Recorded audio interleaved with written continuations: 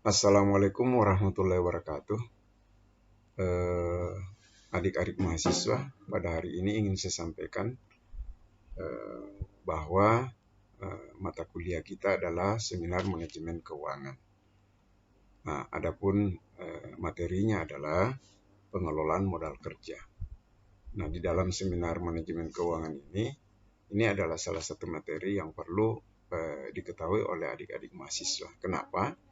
Karena di modal kerja inilah sebetulnya aktivitas-kegiatan usaha yang dilakukan oleh sebuah perusahaan. Nah, perlu dipahami apa itu modal kerja. Modal kerja sebetulnya itu dana atau anggaran yang dibutuhkan oleh perusahaan. Kebutuhannya untuk apa? Ya untuk antara lain seperti pembelian bahan baku, kemudian pembayaran upah buruh, ya, kemudian bayar utang dan bayar lain-lainnya. Nah, ini digunakan untuk jadi modal kerja digunakan untuk hal itu. Ya, untuk hal itu. Karena kenapa? Eh, ini memang sangat penting bagi sebuah perusahaan. Kalau ingin beraktivitas, kalau ingin tetap eksis perusahaannya, maka dibutuhkan modal kerja untuk aktivitas usahanya itu. Nah, perlu saya sampaikan bahwa modal kerja sebetulnya itu adalah merupakan unsur aktiva, ya, salah satu unsur aktiva yang sangat penting untuk kegiatan aktivitas perusahaan. Kalau adik-adik perhatikan, kalau adik-adik lihat di dalam neraca itu sangat jelas. Di dalam neraca itu, dalam laporan keuangan, ya, pada neraca itu jelas terlihat ada aktiva lancar dan ada aktiva tetap. Nah, di sebelahnya itu ada sumber pendanaannya yang merupakan sumber dana yang digunakan untuk aktivitas perusahaan itu sendiri, yaitu di sana ada utang dan modal. Nah, ingin saya sampaikan modal kerja ini sebetulnya semakin cepat tingkat perputaran modal kerja itu sendiri, maka dia akan semakin efisien dan efektif. Nah, adik-adik sudah paham yang bagaimana itu efisien. Nah, penggunaan modal kerja yang semakin cepat, tingkat turnovernya semakin cepat, itu berarti itu artinya perusahaan bisa mengalami keuntungan yang luar biasa atau yang diharapkan oleh perusahaan itu sendiri. Nah, hari ini kita mau mengetahui bahwa modal kerja itu ada tiga sebetulnya. Ada konsep modal kerja, ya. Konsep modal kerja, ada tiga macam konsep modal kerja. Yang pertama itu biasa dikenal dengan modal kerja kuantitatif. Ya, modal kerja kuantitatif, para ahli biasa membagi ada beberapa konsep modal kerja. Umumnya itu ada tiga, yaitu modal kerja kuantitatif, kemudian ada modal kerja kualitatif, dan ada modal kerja fungsional. Nah, itu adalah modal kerja yang biasanya para ahli membaginya. Nah, hari ini kita akan membahas beberapa jenis modal kerja, beberapa konsep modal kerja tersebut. Nah, modal kerja kuantitatif yaitu modal kerja yang keseluruhan elemen di dalam aktiva lancar, ya, elemen di dalam aktiva lancar disebut modal kerja. Biasa juga disebut dengan modal kerja bruto atau gross working capital, ya, gross working capital. Nah, modal kerja kuantitatif ini digunakan untuk aktivitas perusahaan. Apa saja modal-modal kerja kuantitatif ini? Kalau adik-adik membuka neraca dalam laporan keuangan sebuah perusahaan, di situ tertulis ada cash, ya, ada efek atau surat-surat berharga, kemudian di situ ada piutang, kemudian terakhir ada persediaan. Nah, komponen-komponen inilah yang dikatakan di dalam modal kerja kuantitatif yang disebut modal kerja kuantitatif atau komponen aktiva lancar. Nah, kenapa komponen aktiva lancar yang menjadi acuan sebagai modal kerja? Karena ternyata aktiva lancar inilah yang bisa menggerakkan kegiatan usaha. Nah, di aktiva tetap memang ada, tapi dia lebih berarah ke penunjang kegiatan usaha itu sendiri. Nah, karena pada aktiva tetap itu ada gedung, ada aset-aset tetap seperti mobil, kendaraan, peralatan. Nah, itu dia lebih banyak berbentuk fisik. Sementara di aset lancar itu memang sudah dalam bentuk modal kerja. Jadi di sana ada uang, kemudian ada surat-surat berharga yang mudah diuangkan, kemudian ada piutang yang juga mudah sebetulnya ditagih. Kalau sudah jatuh tempo ya yang berutang itu harus membayar utang-utangnya. Nah, walaupun pada akhirnya nanti kita tahu bahwa ada utang-utang yang mungkin sulit tertagih, akan menjadi piutang ragu-ragu, atau mungkin pada akhirnya nanti piutang tidak tertagih. Nah, kemudian di situ ada persediaan. Persediaan ini adalah merupakan bahan, ya, merupakan produk yang ditawarkan. Produk yang ditawarkan oleh perusahaan itu kepada konsumen.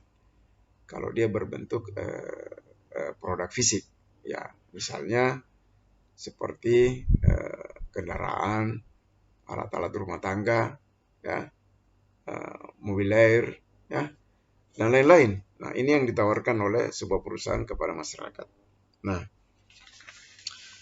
jadi aktivitas usaha ini dikatakan dia modal kerja kuantitatif, yaitu tadi bahwa seluruh aktiva lancar di dalam kegiatan aktivitas sebuah perusahaan, aktiva lancarnya itu di dalam laporan keuangan jelas tertulis bahwa ada beberapa komponen, itulah yang dikatakan modal kerja kuantitatif.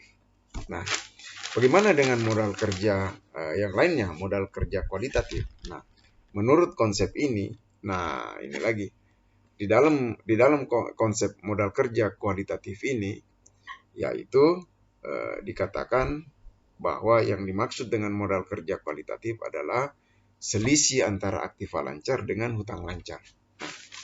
Selisih antara aktiva lancar dengan hutang lancar inilah yang dikatakan modal kerja kualitatif.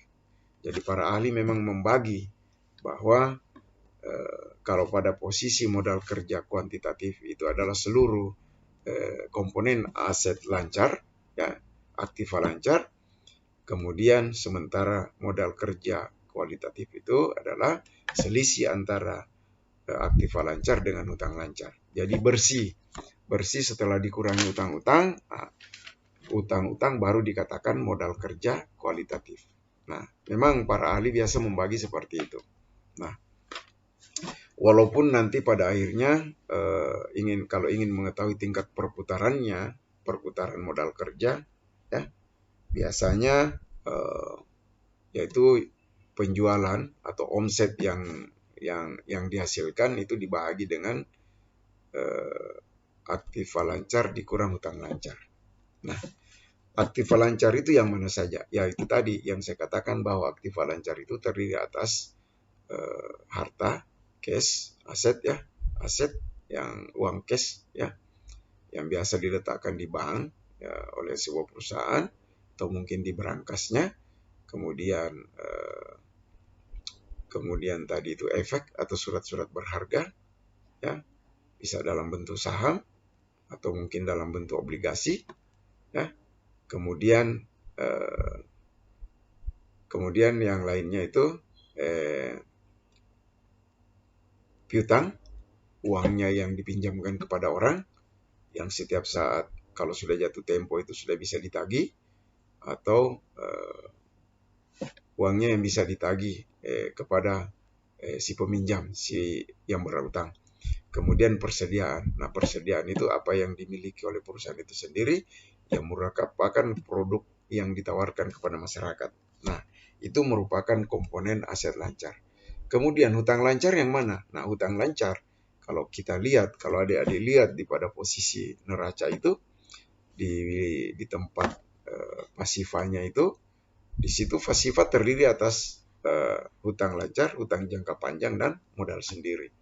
Nah, itu merupakan sumber pendanaan. Hutang lancar itu yang mana saja? Ya, ada di situ, ada hutang dagang, ya, kemudian hutang niaga, ya. Nah, hutang-hutang yang jatuh tempo tidak sampai lebih dari setahun itu dikatakan hutang lancar. hutang yang segera harus diselesaikan oleh perusahaan. Ya. Nah, artinya perusahaan tidak akan mengalami keraguan kalau dia melakukan aktivitas dengan konsep modal kerja kualitatif. Nah, adik-adik sudah tahu kan kalau ingin mengetahui bagaimana kemampuan likuiditas sebuah perusahaan, ya, kemampuan untuk melunasi kewajiban jangka pendeknya, itu di dalam dikenal rasio likuiditas. Itu ada beberapa rasio, ada beberapa komponen di dalamnya.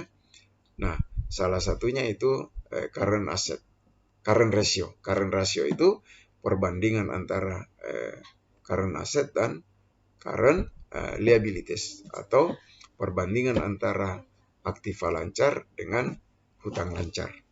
Nah, jadi kita lihat berapa kemampuannya sebuah perusahaan bisa melunasi kewajibannya bila jatuh tempo, ya, dengan sendirinya. Itu berarti bahwa kalau perusahaan bisa melunasi utangnya, berarti kalau rasionya misalnya perbandingan antara aktiva lancar dengan hutang lancar itu di atas 1, ya, itu artinya kemampuan untuk melunasi itu lebih dari 1.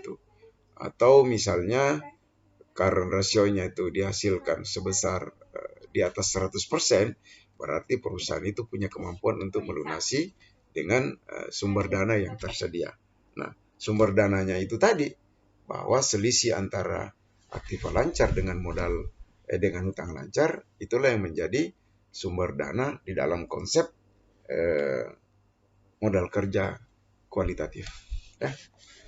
Nah, perusahaan tidak akan ragu melakukan aktivitas usaha. Kemudian konsep ketiga adalah dikenal modal kerja fungsional. Nah, modal kerja fungsional ini yaitu dana yang digunakan oleh perusahaan untuk menghasilkan dalam hal ini menghasilkan keuntungan. Nah, modal kerja fungsional ini adalah seluruh dana yang tersedia yang digunakan untuk menghasilkan keuntungan. Nah, ini adalah 3 jenis konsep modal kerja yang biasa digunakan oleh perusahaan untuk melakukan aktivitas usahanya. Nah, adik-adik tinggal memilih saja kalau suatu saat ingin menyusun karya tulis misalnya tingkat pengaruh perputaran modal kerja terhadap nilai sebuah perusahaan, itu bisa, terserah. Yang penting kalian bisa melakukan, bisa mengolah data yang tersedia. Dengan begitu adik-adik bisa menghasilkan karya tulis yang baik. Nah, tinggal nanti ini, di dalam seminar ini seharusnya kan kita melakukan seminar untuk menyampaikan kepada teman-teman kelompok kalian bagaimana bisa memahami tentang pengolahan modal kerja ini. Itu barangkali yang bisa saya sampaikan pada hari ini. Terima kasih atas perhatiannya. Assalamualaikum warahmatullahi wabarakatuh.